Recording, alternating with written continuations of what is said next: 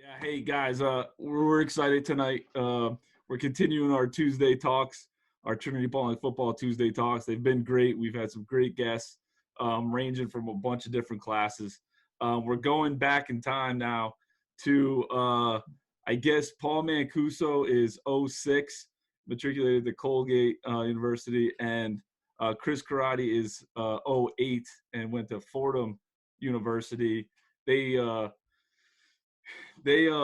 played on New England championship teams, Coach Karatti's New England championship teams in '05 and '07. So we appreciate you guys being here under all these crazy circumstances. There has been a silver lining with all this stuff going on, and this is my silver lining right now. So just to kick it off, like who was a better team, the '05 team or the '07 team? You want to start, old man? Paul, why don't you, as the eldest statesman? It's sorry, I was on mute, but no, it's again, Coach LaFontaine, thanks for having us. We're excited to kind of talk to you guys. Nice to meet you guys a lot. But I would say that this has been much of a debate. Chris and I are pretty tight still, and he's been part of both teams. But I just know the '05 team, and there's been a bunch of times where Mr. Coratti had to kind of settle the battle a little bit, and I think we know the answer. I think it's the '05 team. Chris, what are your thoughts on that? I have some more detailed thoughts. I'd say I would give the edge, I guess, to the '05 team. But, however, our line Paul was the best lineman between the two teams by far. But the line in general in '07 was better than '05. Got it. We had much better skill positions on the perimeter. We had so many weapons in '05 that it was like, who's going to get the ball and take it to the house? It was like who was on that team, the '05 team? Can you drop some names? The '05 team was pretty talented. Like Chris said, the line was fairly cohesive. Obviously, that gave an opportunity for a lot of running backs. But we had three awesome running backs. A wide receiver that could jump nearly 7 feet, high jump. We were just speed all around, and just athletically, I think we outmatched every team that we faced. We kind of knew that after our first game. We're like, wow, we could actually be pretty good. And that kind of rode us all the way to the New England championship, and we played against Andover. And I think the Boston Globe said that this was the best football team that has been in the Boston area in quite some time. And we smoked them. I think we beat them by 21 points. Really? Holy moly! So yeah, again, that's the beauty about being able to play with privileged athletes at TP and in the Erickson League and Founders League. You get kids from all over the country, all over the world, and again, this is like kind of the cream of the crop talent that you're competing against, right? It's going to make you better. It's going to make your team better, and it's a lot of fun too when you win games. What was interesting too about the '05 team is it was very new. Like, we weren't really returning a lot of guys from the year before in terms of starters.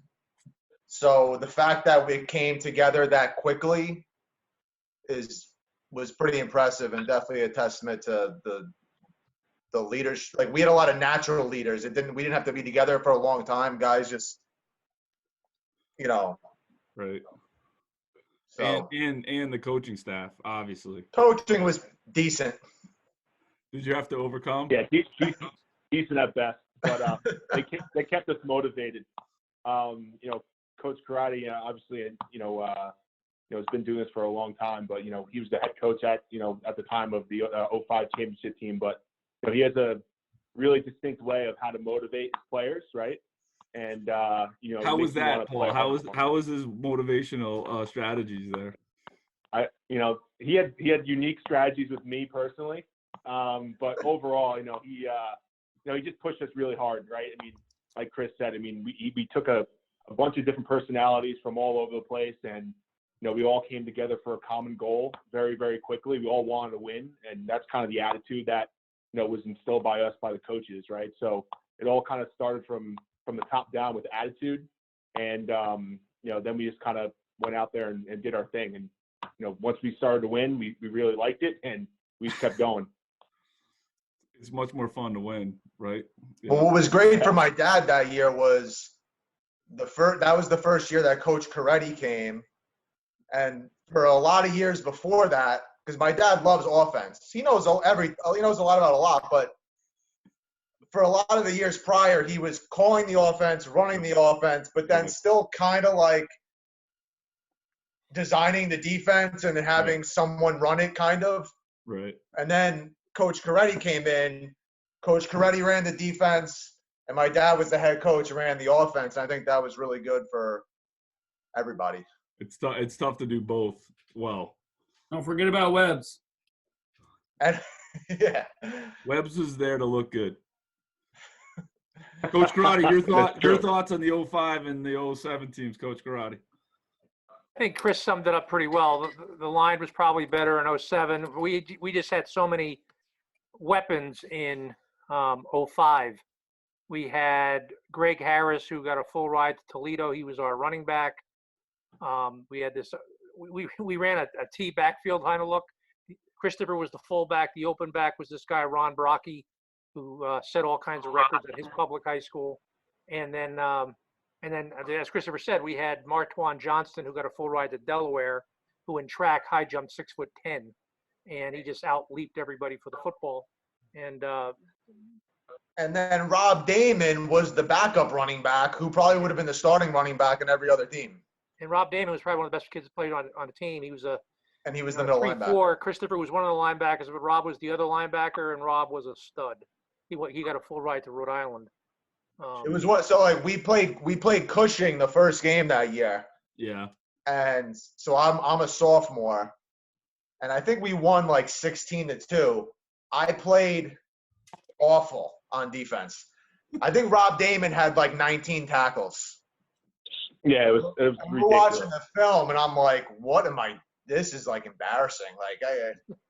But it was one of those things. Like the team was like, it was like you didn't want to let the other guys down on the team. We had that kind of atmosphere. Like on the line, everyone, like the way Paul practiced and played in every game on every snap made even the guys that were like the two guards, the three of the guys that were next to Paul were not like the most talented guys. But when you get guys, you see the leaders playing a certain way, and it kind of elevates everyone else. Yeah. And then we played Kent the next week, and I played really well, We hadn't beaten Kent in 24 years. Yeah, what was that like? What was because again, a tough run there, and you guys finally get off the schneid there with Kent. Like, talk to me about that, Paul, maybe, and you guys could chime in. But what was that like? The crowd, Paul, and the atmosphere of the game. Yeah, no, I think it was all a big buildup. I mean, guys, what's really cool is that we go to an all boys school, right? I mean, boys will be boys. We could do what we want, right? So we had a good time kind of leading up to that. We beat Cushing. We had some momentum going. We realized we could be a pretty good team. And Coach Coratti, like you just said, he hasn't beaten Kent in 24 years. We're like, we got to get this guy a W, right? So, we got the whole school behind us, right? We had a prep rally. We did like a car smash, raised money.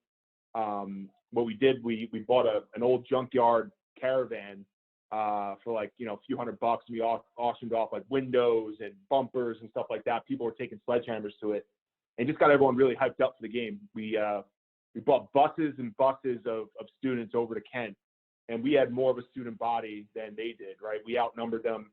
Everyone was painted up, no shirts on, just being a bunch of boys. And that like Chris said, I mean, that was a game. Like they were a tough team. There's a lot of kids I actually played college with that were on that team, and they still remember. It's like when we walked on that field at halftime to go back out against you guys, like you guys were the better team. We just kind of took it to them, second half, and really didn't look back. I mean, there was like a few distinct plays in that game that just kind of summed it up. Like everyone talks about, setting the tone. Rob Damon, that middle linebacker that Chris was just talking about, he shot the gap on the 3-yard line hit this running back so hard. I think, my ears are still ringing. That's how hard he hit him.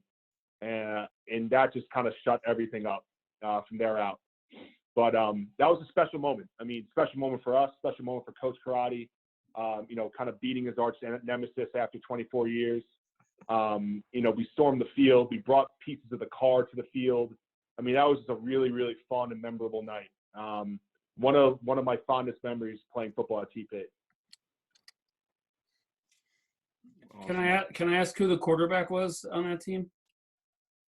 Yeah, this guy Mike Sarnice. I mean, he looks like just your average Joe, just like Mr. Hoffman. He's kind of just a guy out there, right? So, and but he was just a hard worker. He was he threw the ball just what he needed to do. He needed to get the ball to certain players. He was a good clock manager. He was just a great role player on that team. I'm trying to make a comparison maybe in someone in the NFL, but I mean, he was just the guy you wanted at the helm, right, to kind of lead the team through the tough times. He had no ego. He didn't care if we ran the ball 55 times in the game and threw it 6 times. He kind of played like the airhead type guy off the field, but he was a competitor and he knew the offense and knew what we were trying to do. And he also played free safety, which helped out as well. He was cool as a cucumber, as I recall. He never got no. He was like a rock solid dude. And all you guys played both ways, right? Like all you guys were doing both. Yeah. Yeah. Yep. Yeah. We. I don't think there was anyone on the team that played just one position. I don't think we had that opportunity to do that. Everyone just kind of, you had to suck it up and go both ways, play special teams. I mean, I don't think we ever came off the field. The quarterback was a cool cucumber until he got stung by a bee. Remember, his father was a guy who extracted bees from houses, and that guy was allergic to bees. Remember that, Dave? Oh yeah. Matter of fact, we had a big bee's nest in Anderson House. Exactly. And the father came and took it out. No way. Oh, that's great. Oh, that is unbelievable. Well, let's rewind a little bit here. How are we doing? Like, how's life? Where are you guys? Tell me what's going on in your worlds. Everybody's safe and healthy. Families are good. Wives are good. Give us some updates. Maybe Paul start. Yeah, no, everyone's good. I appreciate it. I just had a kid, so I have a 6-month-old boy. So that's been an awesome experience being a new dad.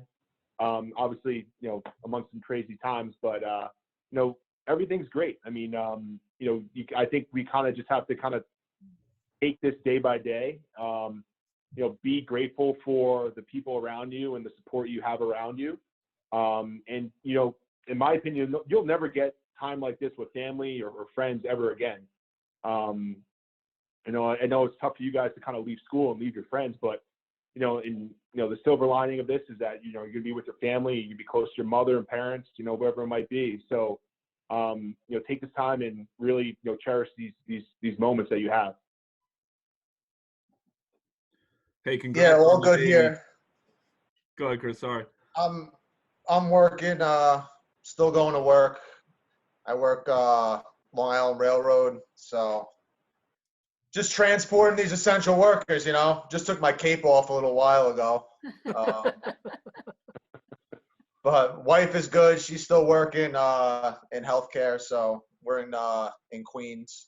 Yeah. But all good over here. You have no sports? Yeah, right.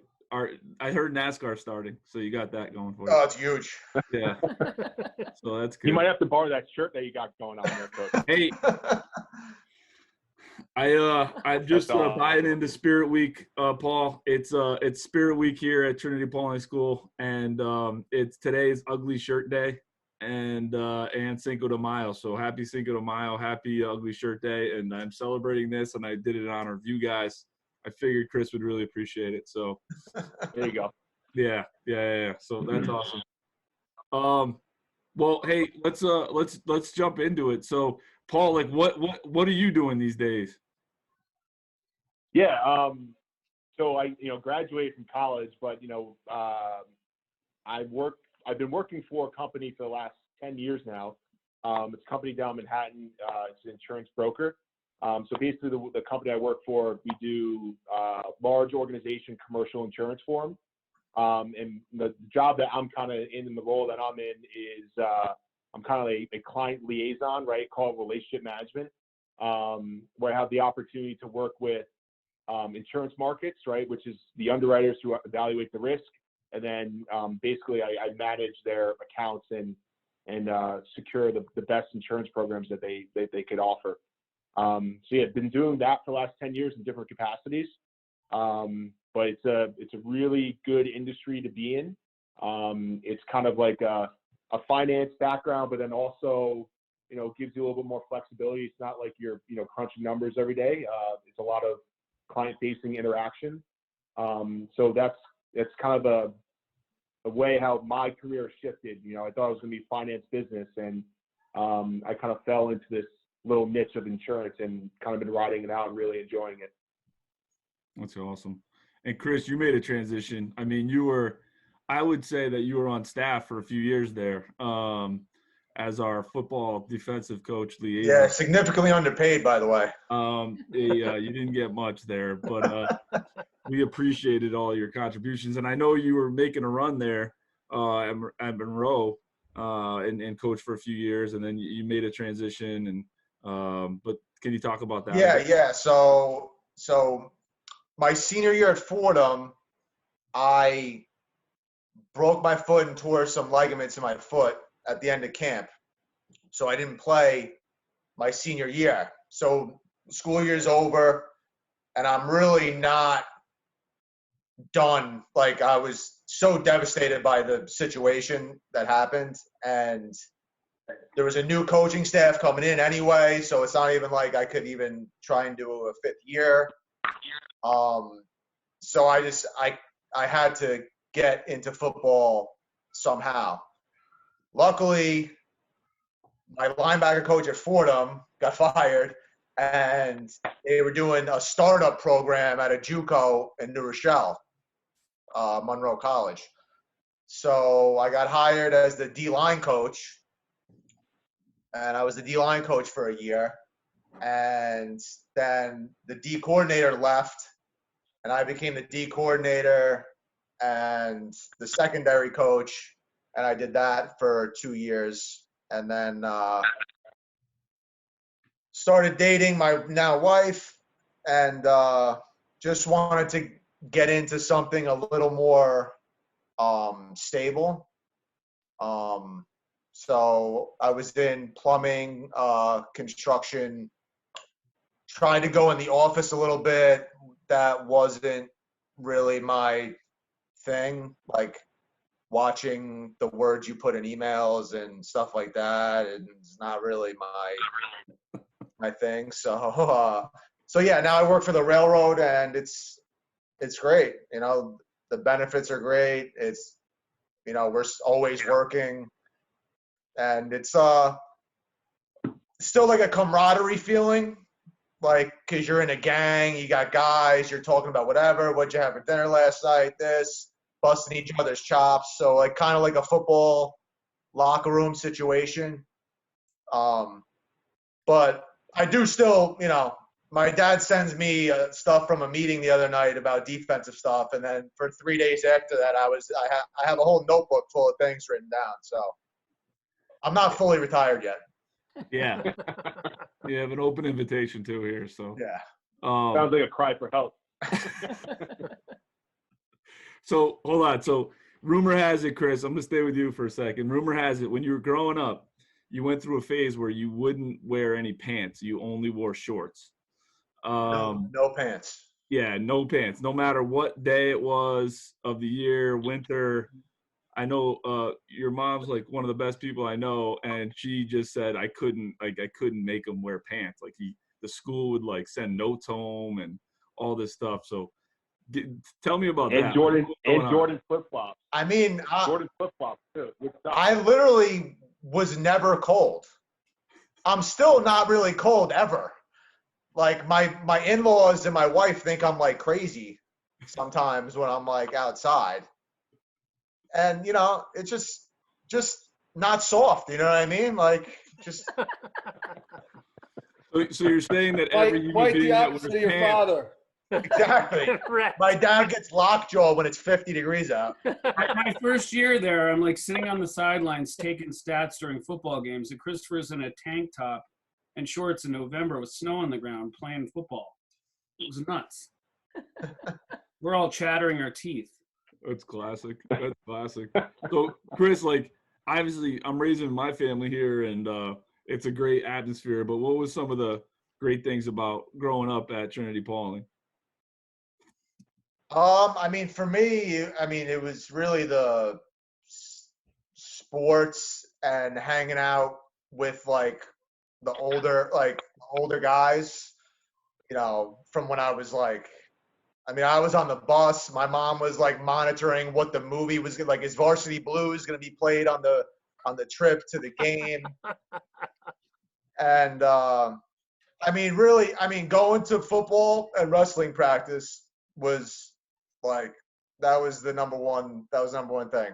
I was going to those practices since I was like 3, and it really, it was just a huge part of everything that we did, and it's still a huge part, and why we still go to games and everything. But definitely hanging out with the old, Paul. When Paul was his first junior year, his first run at it, I was in like 8th grade, 7th grade. When Paul started there, I was probably in like 5th grade. I was just gonna say, I remember you when I was a freshman when we used to practice where the new track is, and you would come after your football practice in your Black Falcons jersey, and you would just come out, you would kick the ball, throw passes to everyone, and you had to be. I was 14, 13, whatever it was. You must have been, 11 at the time. Little pudgy kid with shorts on and a Falcons jersey. I love huge cankles. Huge cankles. Oh yeah. Paul, how did you? What made you come to Trinity-Pawling? What? Take us through that. Yeah, I grew up in northern Westchester, so Trinity-Pawling is about 30 minutes away from home. Listen, I was a young kid, probably didn't know any better from going from the public school system to private school, and obviously my parents helped guide that decision. But I would say that the decision to go to Trinity-Pawling, right, was obviously for the superior athletics and academics that the school has to offer, right? And the learning environment obviously is probably was best hoped for me at the time. It gave me the ability to kind of focus in on what I wanted to do and become a better student, right? And then also be able to excel, on the athletic fields and other athletics. So, yeah, I would say it's a combination of things, but at the same time, it was definitely a transition. I'm sure everyone could agree to that, but at the same time, looking back, probably the best decision that was made, for my family and for me personally and individually for what I needed to do after Trinity-Pawling. Why did you end up repeating your junior year?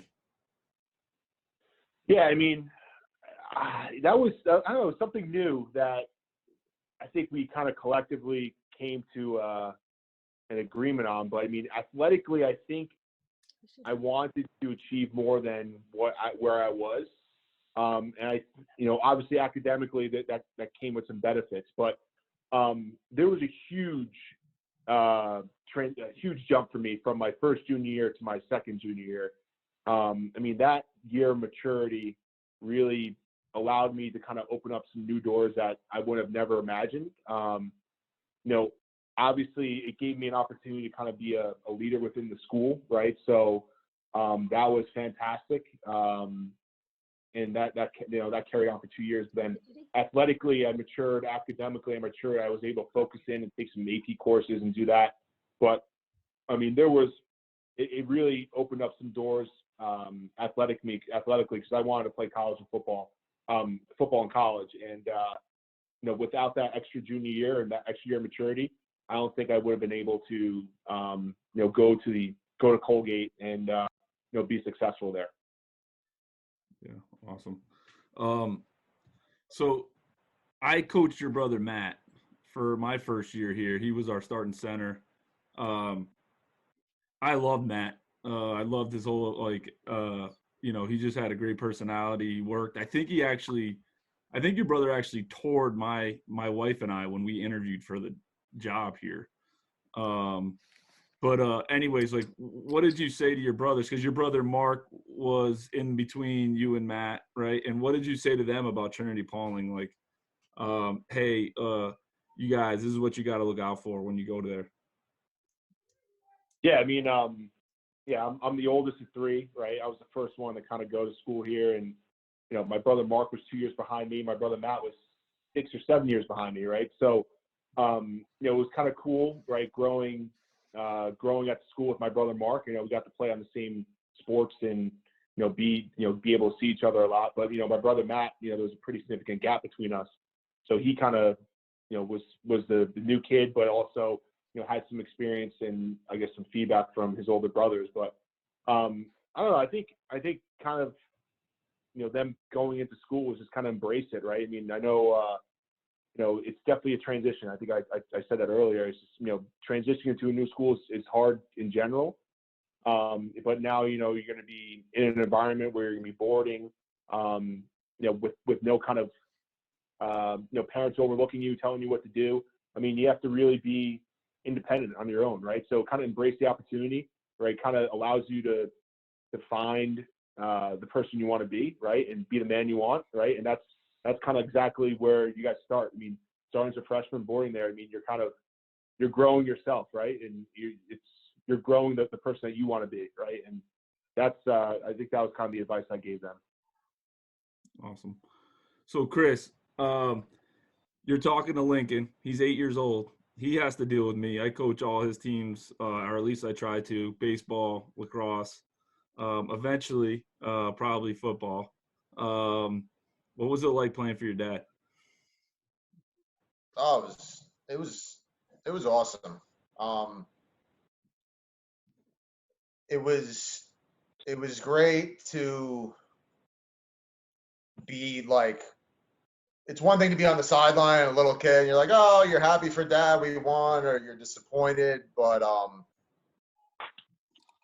you're definitely way more alert. I mean, I probably would have been anyway, just how I am, but way more alert of like effing up, because you just don't want to be the guy whose dad's the coach. And so I didn't want to give anyone any reason to doubt, like, why are you playing, or why are you getting the ball, or this. But I mean, if you were at practice, you would have never known that was, the relationship until after the game, maybe when we were hugging it out. But the Kent games, both of them, because my senior year we beat them at their place too.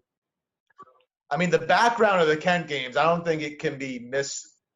Like, if you take like the Auburn kick six, like the Franco Harris catch off the guy's helmet, and the David Tyree catch, like all those things times like 1,000 happened in like a 20-year period of me being alive versus Kent. So to beat them twice while I was there was awesome. And it was a great. I mean, my senior year against Avon, it was the third game of the year. I got a horrible high ankle sprain and kind of like rolled off the field, like in pain. It's not like now where like you kind of stub your toe and fall down on the field and the game stops. But so I'm taping my ankle. Mrs. Tucci and Jay are taping my ankle. It's like I'm like hobbling back on the field. I get in the huddle, and the guy calls the play. He's like, it's like Red Pro 36 lead, and I'm the fullback. I'm like, wait. I'm like, I just hobbled. The only reason I'm in the game is because the guy behind me is probably not. It's probably a big drop off. I'm kind of just a decoy. I'll go out there, kind of whatever. the guy gives me the ball. The first time, I'm like stumbling through the hole, like I'm like, what are you doing? He's like, I gotta see what you can do. You gotta test it. But he was right. But no, it was a really good experience. Christopher, talk about that year. One of the things about the 2007 team is its resilience. Talk about the Hotchkiss disaster and how we could have went in one or two directions, and we obviously went in the right direction. Yeah, so we were 3-0. We'd beaten, I think, Cushing, Kent, and Avon. Kent was very good. Avon was very good. Their receiver that year went to Rutgers. Their running back went to Michigan, and we beat them pretty soundly. So we go to Hotchkiss and straight up laid an egg. We drove right down the field on the first drive. We had a wheel route in the end zone. The kid dropped it. And from there on out, it was like just a complete disaster. And it was the way everyone handled it. It was more anger that we didn't play well. Like we knew we didn't play well. We didn't show up, and we had no one to be mad at but ourselves.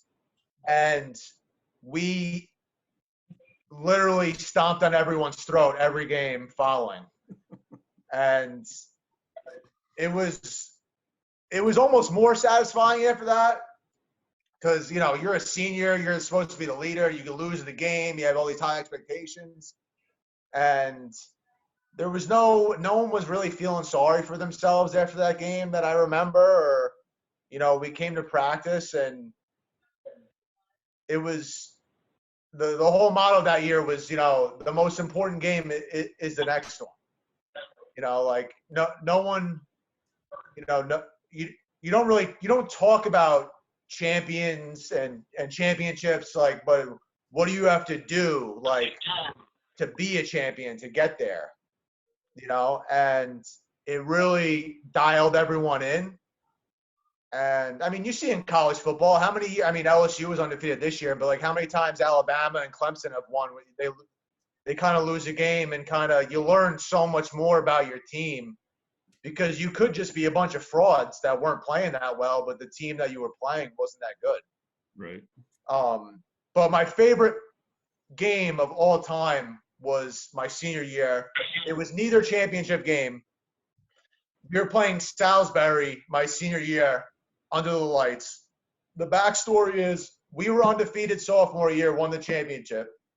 Salisbury was undefeated my junior year, and they won the championship. So senior year, it's the second to last regular season game. Salisbury's undefeated. They beat Hotchkiss, who we lost to. So we're playing them under the lights. Winner goes to the championship game. And I don't know how Salisbury is now, but at this point in time, it was a disgrace, this operation that they had going on.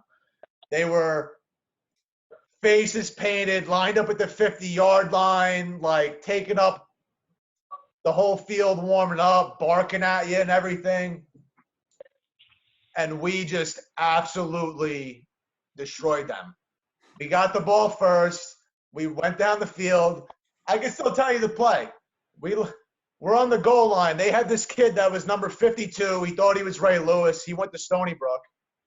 And he actually, the year before, there was this whole race thing going on with one of our best players, this kid Shane that played at Stanford.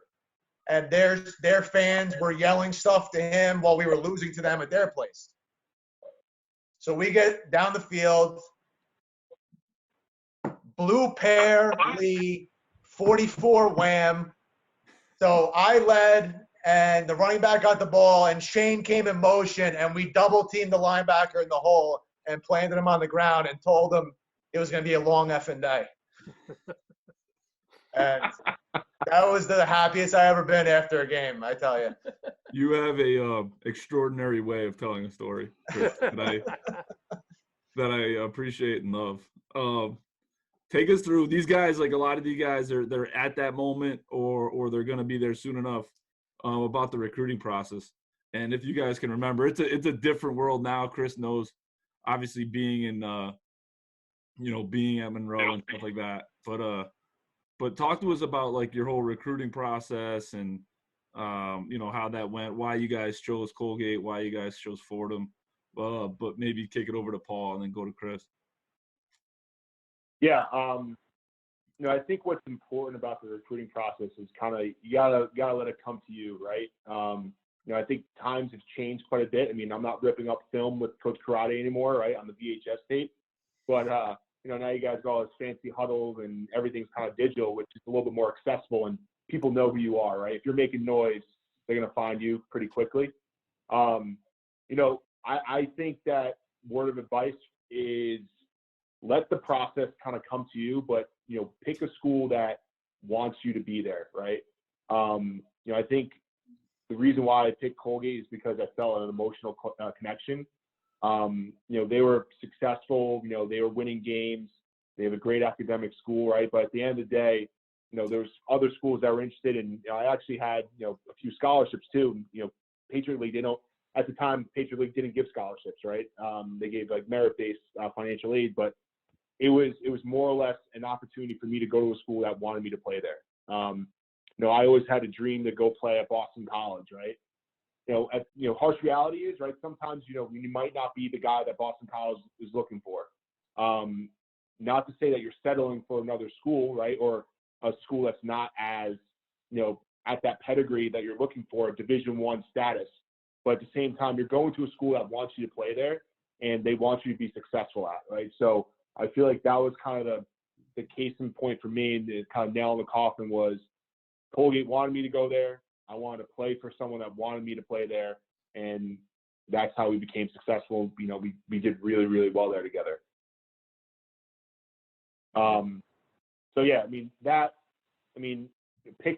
Obviously athletics too, right, are important if you're looking to, play, but academically, right, make sure it's a balanced decision. Make sure that, it has the academic focus that you want to go towards. And again, it's a balanced decision. It's not all one way. And Chris, take us through your process. I mean, Colgate and Fordham, great schools, great histories, the whole deal. But take us through your decision. Yeah, so I was looking at mostly Fordham, Holy Cross, Colgate, Monmouth, Trinity a little bit. Some people wanted me to play like fullback, H-back, and some people wanted me to play linebacker. One thing I'll say is never say no to that. Always keep your options open. That's what, we had Paul will remember this. We're at Boston College football camp, and the receiver that was on our undefeated team, Martwan, was just destroying the camp. I mean, he's 6'3", 210, just a freak show. And the Boston College D-backs coach was his coach for the 7-on-7. And they were looking to make him an offer as a safety. He says to the coach, "I catch touchdowns, yo."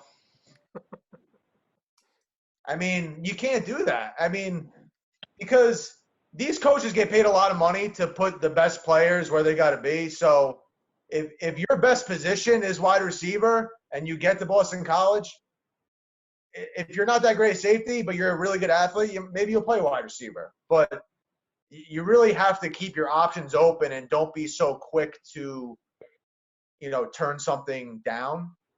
But yeah, back to mine. So, I mean, Fordham, like Paul said, it was really the atmosphere with the guys versus like some of the other visits I took. I felt more related, like more guys like me, like less of a bro-y type frat. Like there's no frats at Fordham. It was like less of that situation. And just, where the school was, it was it was an hour away from home. So you were away at college, but, you know, your mom can still do your laundry. You know what I mean?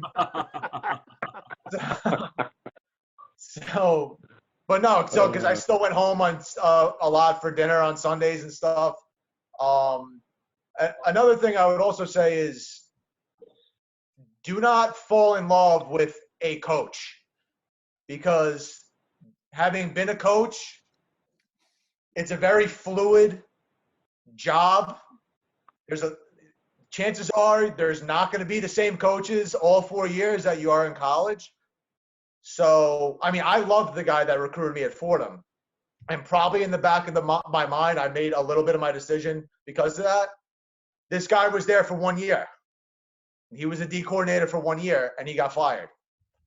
So make sure you're making the decision on the program, the school, the location, the academics, because coaches, you know, and there's a lot of used car salesmen, you know, take honesty, like, you know, try and be a good judge of guys, because the guy that's promising you this, that, and the other thing, you know, it might sound better than the guy that says, listen, you're going to come here and you might have a chance to play if you do this, that, and the other thing, rather than the guy that's saying, oh, you come here, we got no safeties, you come in, boom, we'll place you right in, you'll play right away. And that's just not realistic. So that's definitely from being inside the grimy life of recruiting, that's definitely something I would say. You guys, I would agree with that. Yeah. Yeah, you guys hit it right on the head, I think, with a lot of things you just said about the recruiting process. So it's I think stuff that we as coaches try to tell our guys, and you know, guys are good kids and they want to listen, but you know, I think coming from you, it's definitely helpful. But coach, one more thing. Sorry. Yeah. Another thing I would say is don't make your high school coach, or in my case, when I was a junior college coach, tarnish years and years and years of their built-up reputation with certain coaches because they have to lie for you because you're not a good kid. So, however you want me to say, hey, coach, so-and-so called me, could you call them and tell them how great I am? Now, I've known this coach for 20 years. My dad's known some coaches for 40 years. Now, you want him to say to this guy that you're a hard worker and this and that, and you're not. And now Coach LaFontaine's looking for a PG the next year, and he's looking at this school, but why would that coach refer the PG to Coach LaFontaine? We just send him a guy that is a load, you know? So make sure you're not putting your coach in a position where they have to lie. Just be a good teammate, work hard, and you'll have no problems. And schools will want you. Yep. Chris, we talk about I'm going to tell the truth. You define the truth. That's it. And the guys are, you know, we got a great group of guys, and obviously there's some postgraduates on here right now, the kids that are incoming, and they're just trying to get a feel, I think, for the program and awesome. all that stuff, which has been a great thing. Again, like there's a lot of negative things with the COVID-19, but having those guys and doing football in the spring has been a great thing. Chris, I want to get a little bit I want to back up something you said. So I know family's super important to both of you guys. I think I know Chris better than I know Paul, obviously. But Chris, talk about your mom's influence. I mean, obviously she's a big part of Trinity-Pawling. But you talk about Sunday dinner, man. I'm pretty sure your mom's telling you to come home for Sunday dinner, right? Oh. Talk to us about your mom's influence in your life. Well, my mom is she's the rock that holds everyone together. She is nice to a fault, and she really just wants the family to be together, and there's nothing that makes her happier than everyone being together. And she just made this wonderful dinner, and everyone's just together, and she's very old school in a in a new school kind of era, which I think is a good thing. But I definitely wouldn't be where I am right now. I think I'm a little more like my mom than some people think. But yeah, all the years with my dad coaching 3 sports while he was a dean of students, my mom was with us all the time. Driving to my New Fairfield Falcons football game, watching the game, driving me straight from the game to wherever the heck my dad's game was, so I could stand on the sideline in my pads watching the game after my game was over. So with no pants on. Yeah. Marquise Ward Morning, an upcoming senior for us, just put in that he played for the New Fairfield Falcons as well. So that's it. Shout out to them. Shout out. And Marquise. But Paul, obviously you and Chris are tight. Your brothers went here. I believe Coach told me that you and your brothers were all part of Chris's wedding party. How'd that bond start? Obviously, hopefully you think it's at Trinity-Pawling, but obviously we talk about brotherhood all the time here. But what are your thoughts on that? Yeah, TPs, it gives you an opportunity to kind of meet, a whole different, diverse, group of people that you never think you would come across with. And, you build this bond up with, the guys that you're playing football with, that, you get dorm parents with, they have families, right? I mean, these are lasting relationships. So it's great to see so many familiar faces on just today's call. But the Corattis are definitely a special family to me and my brothers and my family, right? Obviously still very, very close to each other. While I was on campus freshman year and, my other 4 years there, it was the closest, chicken parm dinner on campus. So, I always came running and, but they took us in like family, and obviously, I view the Corattis as family and Christopher too, and, Dave and Jenny and everyone. So it's a special place, like exactly kind of like what we said. I mean, it's a bond that is unbreakable, and you're gonna quickly realize that, your teammates, your dorm mates are gonna be these people are gonna be there side by side for the rest of your life. So again, just cherish those type of moments and look back at these memorable moments and realize that.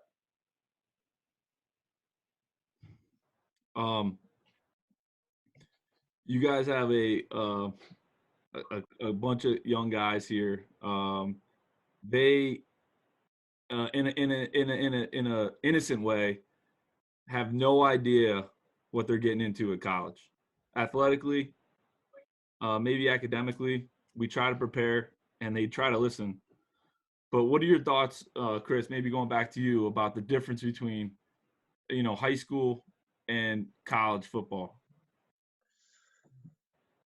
Well, first off, I mean, the time put in that you have to put in to be good is night and day. I mean, your day, I don't know when Paul practiced. I think they practiced in the afternoon.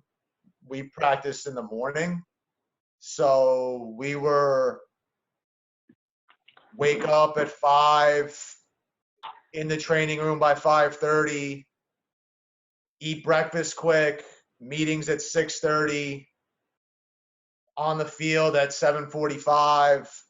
Guys were running to their class sometimes with their wrist tape still from practice. Then you go to your classes, and then you have to find time to watch, to go back and watch film with the coaches. And you really have to love football to balance everything that goes on in college, because you have the schoolwork, you have, the social life that's present. But you have to have a love for football, because it's more business-like in college than it's more innocent and lighthearted, I would say, in high school. Not to say that it's not intense. Everyone wants to win. I mean, but it is more business-like. There's no, it's next guy up. It's not like the guy behind. If you're a starter in most high schools, besides Texas, the guy behind you is probably significantly not as good as you. If you're a college level player playing in high school, when you get to college, if you don't do what you have to do, it's see you later. And that's not to scare anybody. I mean, it's still it's still football. I mean, it's still a great. I mean, I love football more than anyone. So for me, getting screamed at, whatever, is you can't take anything personal. But I would say the more business-like culture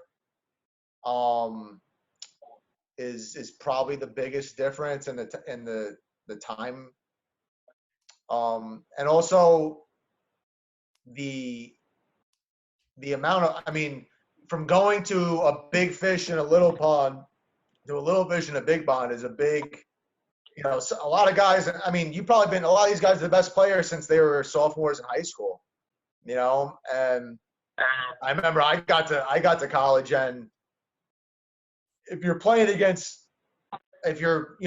kids that are from like certain programs in the South, Texas, wherever, guys are like, they've been doing this 365 days a year since 7th grade. It's like a factory.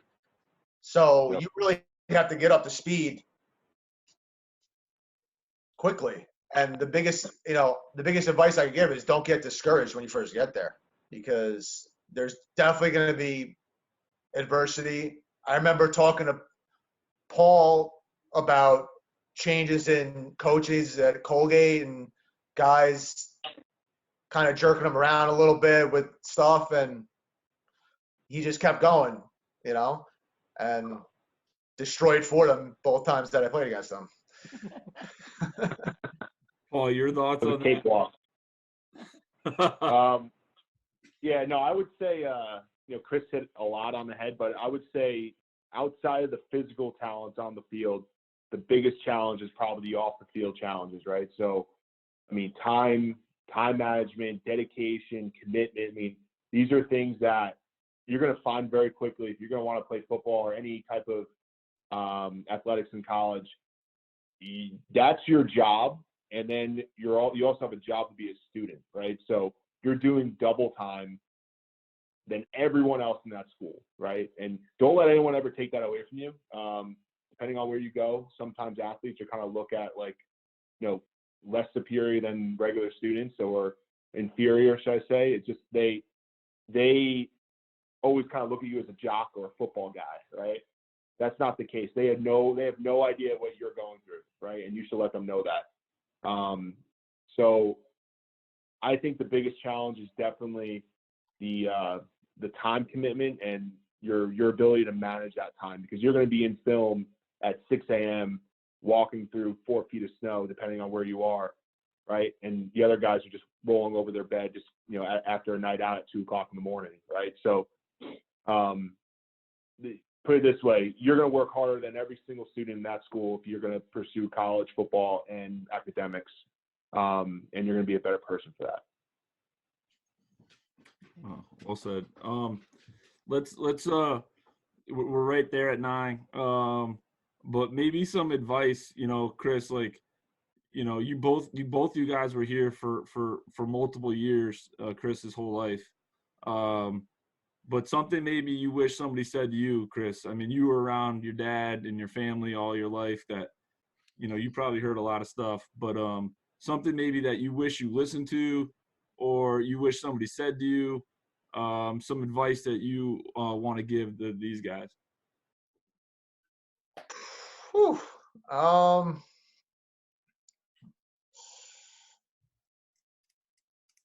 Paul, if you got something off the top of your head, you can go first. Yeah. I mean, I'm just thinking, listen, I'm not trying to call any you guys out right now, but I see Kyle and Marquise, right? I see two guys on the team right now. What year are you guys? You guys seniors or juniors? Rising seniors? Sophomore. I remember sophomore going to be a junior. You guys are both sophomores. I'm a rising. He's like going to be a senior next year. I got you. So I would say, it sounds kind of cliche, but at the same time, be a leader, right? Everyone needs to lead. Everyone's got a role in this thing, right? So my opinion, right, having you two guys and maybe, 6 other guys that are dialed in, get more of these guys on there, make them accountable, right? And kind of making sure that you're building this camaraderie now, because it's harder to do when, you have 2 weeks to prepare in September. So, try to build that bond with the guys, making sure you keep in touch base with everyone, but, make sure accountability is your own, right? You make sure everyone around you is accountable for what they're doing and their role on the team. Absolutely. Goomba? Yeah, I mean, I have a million, I got a million grand. I mean, if we're just going football advice,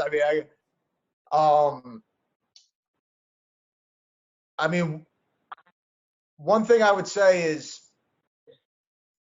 we talk about the championship years, it's not in human nature to be great at something. It's in human nature to survive, to get through stuff. You know what I mean? So, I can think of in college, or maybe a handful, I can think of maybe a practice I took off, a play I took off, mistakes I made, and you never get that back. And it's a process to being great, to winning a championship. It's not, like they say, everyone wants to be the beast, but no one wants to do what beasts do.